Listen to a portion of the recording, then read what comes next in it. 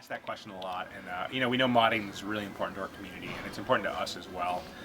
But you know, right now we're really just focused on finishing the game up, and you know, the Glassbox simulation engine was built with modding in mind.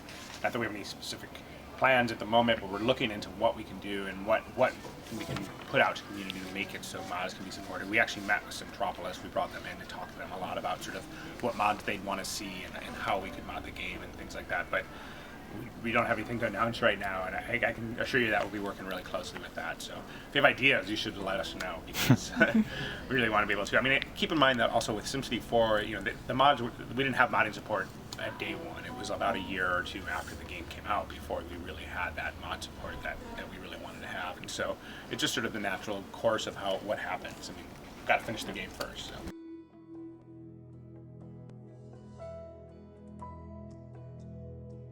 One of our goals with this SimCity was to make it more accessible to more players than previous SimCities. And you know, one of the ways we did that is, there was a lot of different ways, but one of the ways was through our the data layers. So the data layers really make it sort of easy to understand the information underneath Glassbox and what's going on there, and visualizing it in sort of a infographic style. And it makes it a little easier to like get into the city and get started with the city. But I think once you get further into the game, once you get farther into the gameplay, you're going to find that there's a lot more depth there, and really that's where the challenge starts to come up. And certainly some of those specializations are more challenging than others, and some of the cities will be more challenging than others. So you'll find certain cities and some of the regions, for instance, have like no water underneath the surface, or have very little water, and it's definitely much more challenging to play in a city with no water.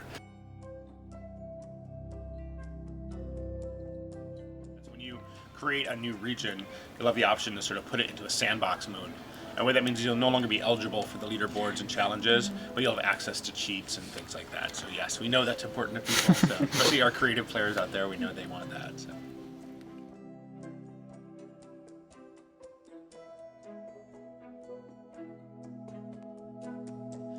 So I know at one point in our development the wind could change direction, but we're sort of working on that now. I mean, it's part of the tuning about how often it does, or whether it does at all. Because I know at one point it was changing all the time, and it was sort of pointless to have it in there because it was like, it doesn't help you at all. So I'm not sure where they are with the tuning of that now. And then across the region, I think it's consistent across the region, but I'm not sure about where they landed on the tuning right now with that. We're still playing with it. So.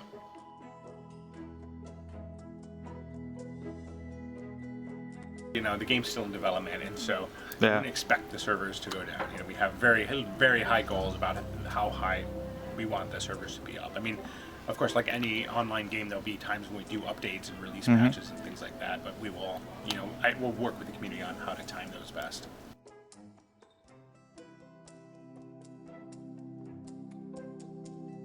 Right now, actually, so the gifting only happens within each region. So the city to city, really the relationship between cities is only within the region. And then that bigger sort of worldwide picture is sort of you and that SimCity world stuff I was just showing.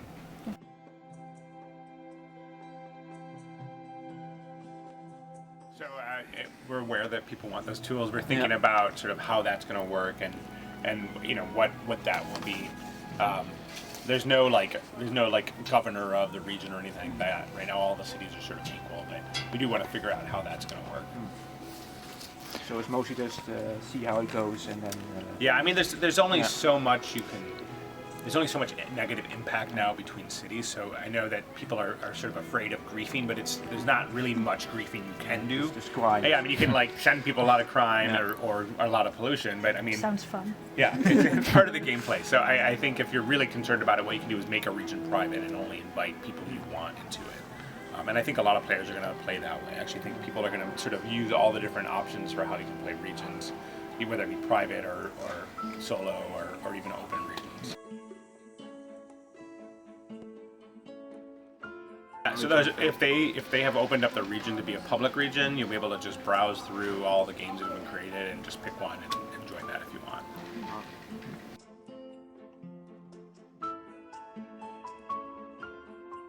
I mean, I think it's challenging to do that. I mean, when you talk about challenge, I think that's where the challenge is going to come in for a lot of players, is trying to make these sort of odd combinations work and work really well. I think that's part of the fun of the specializations, is like I like to talk about how, we have the specializations that we've sort of laid out for you in the game, but there's also the ability to sort of come up with your own. And I have, the garbage city is my example I love of like, that's such a fun specialization to create. But I think there's going to be all these interesting combinations that people will figure out, and sort of we're going to see some new specializations appear based on what people do.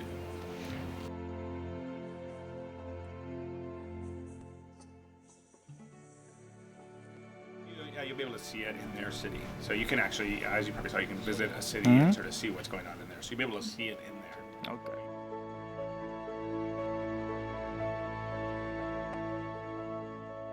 The landscape will influence the land value. So if you actually bring up the land value map, you'll see that like by the water, by like a nice overlook, it'll actually be, you'll have wealthier Sims live there.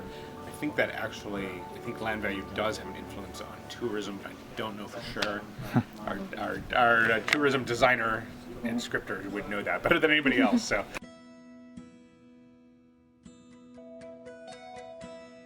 Glassbox was built from scratch to sort of be the new simulation backbone for the Maxis studio. And then SimCity, of course, was the first game that we built on top of it. Like the most complicated thing you could build on the Glassbox engine was the first one we did. So you could build more games on it if you wanted to. That's the hope, actually. I mean, we don't have anything in development right now, any plans currently, but we're hoping that this engine will sort of feed into other things.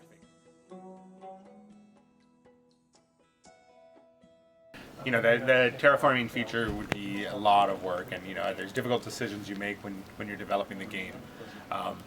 But yeah, I'm sure as you've been following everybody, that in Ocean's opinion, part of what that gives us is the ability to make each city sort of a puzzle that you need to solve, and different challenges in different cities. There's one city that we have that's like up on the top of a mountain, and there's like not a lot of land space, and it's really expensive to get your roads up there. And that's like one of the most challenging cities we have, and it's really fun to play, but it's definitely difficult. It's a lot of hard. It's really hard just to like get up and running in the first place. So.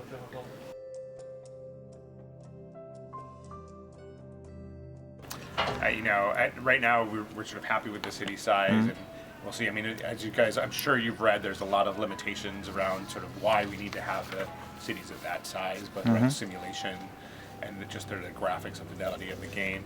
And what we really wanted to do was make sure you got the simulation density and integrity that the game deserves. And part of that was making the decision about the regional size. But I hope you guys all got to play multi-city play, because I think once you sort of start getting multi-city and really play that way instead, it makes it feel a lot bigger in general. Because especially once you get up to the bigger regions, if you get up to the 16 city regions, which I'm sure all of you will play when it comes out, it really makes it feel like you have a much bigger play space than just that one city. It almost feels more like a neighborhood or a borough of a bigger play space. So. Yeah, some of the bigger region maps have multiple spaces for great works. So I know the one we played today was sort of one of the smaller regions, but the idea was it's sort of an easier way to ease into the gameplay, because there's a lot to learn. So.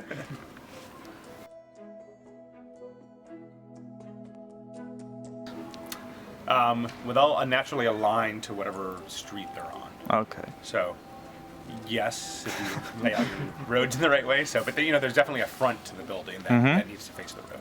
Okay.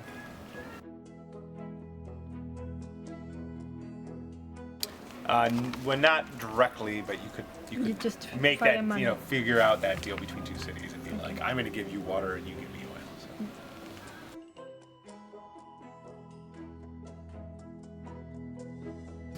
The reason to be online is I can tell you, it was a design decision from the dev team. It's not something that was like handed down as an ultimatum. It was something that we wanted to have, and part of that was because it enables us to do that multi-city play. And the reason is that we are simulating the regions on our servers. We're simulating that part of the game for you. And to give you an example of how that works, when you leave a city, when you're not playing anything, either when you go offline and go, when you go stop playing the game, or when you like play another city in the region, that city stops simulating. It just sort of goes into this frozen mode.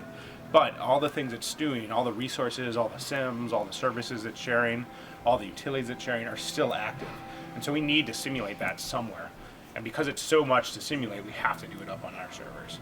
I mean, so that's really why we need you to be connected. We need you to be able to have that in order to enable the multi-city play. But you also get all the other benefits of that. You get the SimCity World features, and you get the cloud save, which really should not underestimate how great it is to have a cloud save.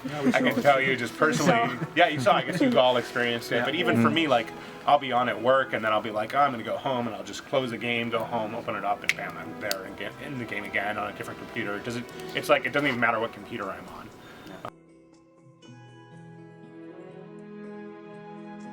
There's something that we're tuning the balance of how much you get, so you don't come in and it's not like here's $1 billion. But I mean, the idea is that when you come back to your city, it's in relatively the same state that you left it, but you'll get some of that benefit from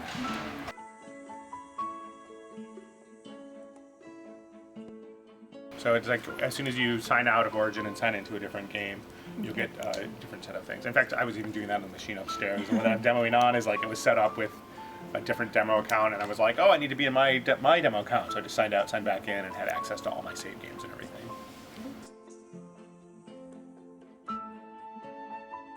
I think you guys really are going to make the game great. I hope you guys had a great experience today. You can share with people like, yes, it is SimCity. I think that's the first thing people like.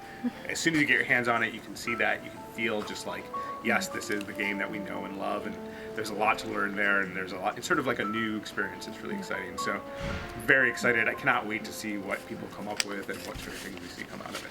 So.